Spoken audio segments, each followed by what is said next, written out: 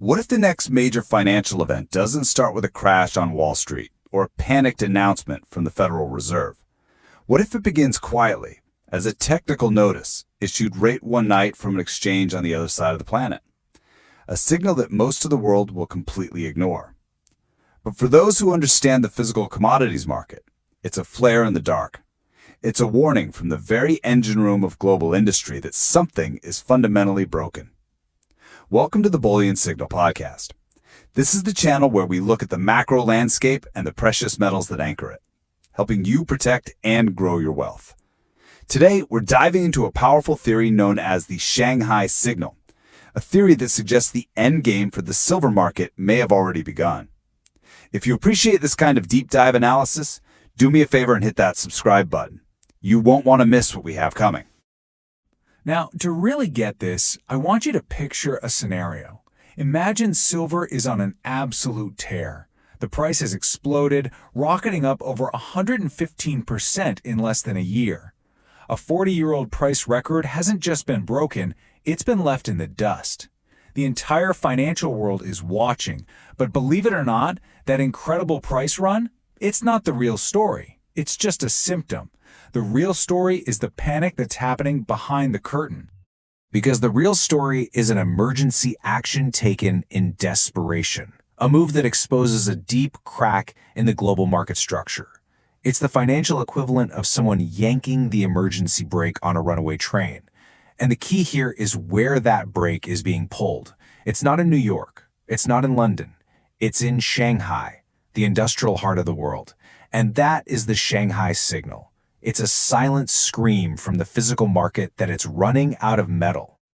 So let's get right into the trigger event at the heart of this theory.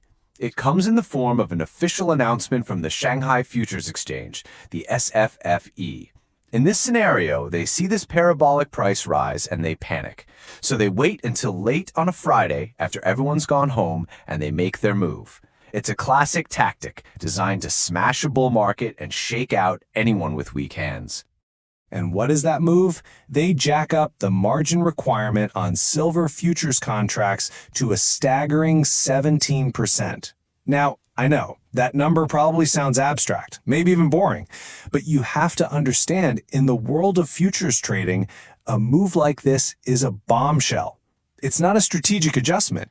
It's a sign of pure, unadulterated fear that they've lost control of their market. So let's quickly break down what a margin is, because it's crucial. A futures margin is not a down payment to buy silver. Think of it more like a security deposit on a bet. It's the cash you have to put up front just to hold your position, to prove you can cover potential losses. So when the exchange suddenly hikes that margin, what they're really doing is making it drastically more expensive to bet that the price will go up. They're trying to financially force people to sell. And to give you some context for just how extreme this is, a normal margin for a commodity contract is usually somewhere between 5 and 10%. That's just business as usual. A 17% margin, that isn't just tapping the brakes. That is slamming on the emergency brake with both feet, trying to cause a pileup to stop the momentum. It is a desperate last-ditch effort to kill the rally. Okay, so why does a move in Shanghai matter so much more than the same move in New York? This, right here, is the key to this entire theory. It's because this action highlights the massive disconnect between the two worlds of silver, the paper market and the physical market. They are two completely different universes. In one corner, you've got the COMEX in New York. You can think of this as the paper market or the casino. This is where the price is supposedly discovered, but it's really dominated by huge leveraged bets and paper contracts. Very little actual metal ever changes hands here. But in the other corner, you have the SHFE in Shanghai. This is the factory floor. This is where real companies, the ones building our phones, our solar panels, our electric cars, go to get the real physical silver they absolutely need to operate. And let's be clear about how important that factory floor is. China is without a doubt the undisputed #1 industrial consumer of silver on the planet. Their demand is massive, it's relentless, and it's growing, especially with the global push towards green energy and high-tech manufacturing. And for many of these critical applications, there is simply no substitute for silver. And this is why a panic move from the main physical exchange in the world's biggest consuming nation is not just some local news story. It is a global red alert. It is a direct signal from the heart of industrial demand that the physical market is overheating so badly that the actual end users are at risk of not getting the metal they need to function. Now, this panic in Shanghai doesn't just happen out of nowhere. The theory argues that it's the inevitable climax of a huge multi-year squeeze on the global physical silver supply. You see, the paper games played in New York can only continue as long as there's a believable amount of physical metal sitting in vaults to back it all up. That illusion, that confidence is now shattering. A massive piece of the puzzle is that silver supply is incredibly inflexible. You see, over 70% of the silver that's mined each year isn't from actual silver mines. It's just a byproduct that comes from mining other industrial metals like copper, lead, and zinc. That means you can't just decide to produce more silver tomorrow. You'd have to fund and build massive new copper mines, a process that takes a decade just to get a little bit more silver out of the ground. And this rigid supply is slamming headfirst into a huge structural supply deficit. For more than 5 years in a row, the world has used far more silver than all the mines on Earth have produced.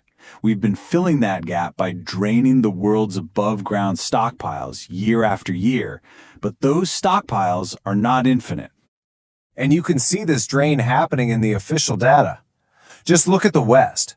The amount of silver that's actually registered and available for delivery in the COMEX vaults has plummeted by over 70% since its peak back in 2020.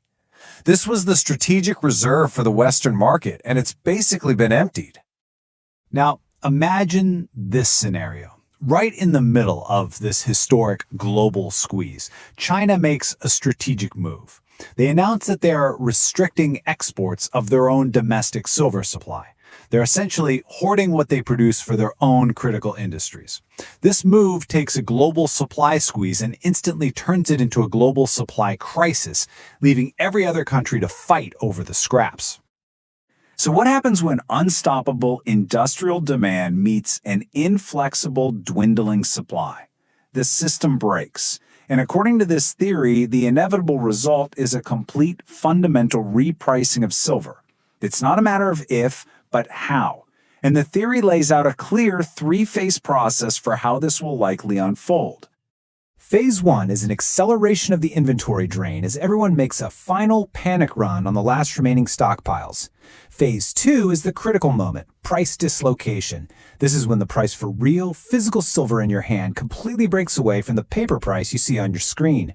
They become two different things. And finally, phase 3, after all the chaos, the market is forced to find a new equilibrium, a new, much higher floor price that actually reflects the new reality of physical scarcity. So, once the dust settles and the paper market is forced to face reality, where does the price land? The projection is that a new floor for silver will be established right around $70 per ounce. But I need you to hear this very clearly. $70 is not the new peak. It is the new foundation. It is the new starting line. A $70 floor is seen as the absolute minimum price needed to begin solving the massive supply deficit. A price that high is needed to either incentivize massive new investment in mining or, more likely, to destroy enough demand to finally bring the market back into balance. From that new, much higher launchpad, the true price discovery can finally begin. And once that $70 foundation is set, the next logical targets come into focus. As the rest of the world slowly awakens to this new age of scarcity, momentum is expected to carry the price toward $85 and then up to that huge psychological barrier of $100 an ounce. And these aren't just random pie-in-the-sky numbers. They represent the kind of price levels that may be necessary to properly ration an essential industrial metal in a world that is starving for it. In the end, The Shanghai Signal theory is about much more than just the future price of silver. It's a profound warning about the fragility of the complex, just-in-time supply chains that our entire modern world depends on. It forces every single one of us to ask a very serious question. What happens when an absolutely essential industrial metal, one with no viable substitutes, becomes unobtainable at a price the system can afford? That is the real question that this signal from Shanghai is asking. Thank you for tuning into the Bullion Signal Podcast. If you found this analysis valuable, please help support the channel by hitting that like button, sharing this with someone you think should hear it, and subscribing for more content. Remember, the content provided here is for informational and educational purposes only. It is not and should not be taken as financial or investment advice. You should always conduct your own thorough research and consult with a professional before making any financial decisions. You are solely responsible for the choices you make.